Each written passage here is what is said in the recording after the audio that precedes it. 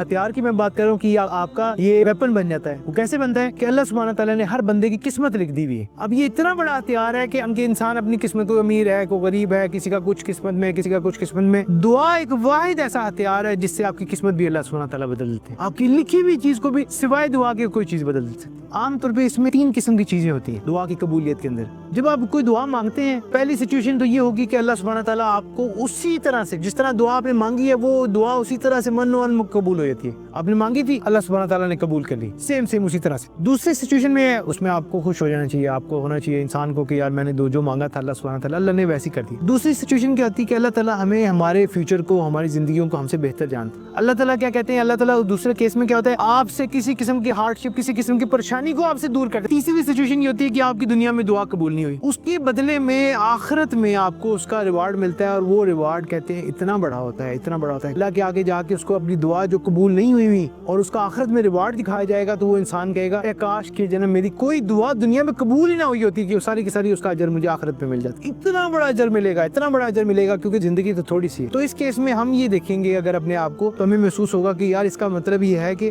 دعا جب آپ مانگتے ہیں تو اس کے اندر تینوں سینیریو میں سے کوئی بھی آپ کو مل جاتا ہے. آپ کو بینیفٹ ایک سے بڑھ کے ایک سے بڑھ کے ایک سے بڑھ کے ایک دعا کا بینیفٹ ملنا ہی ملنا ہے. In addition to the relationship that you are going to have with اللہ سبحانہ وتعالی.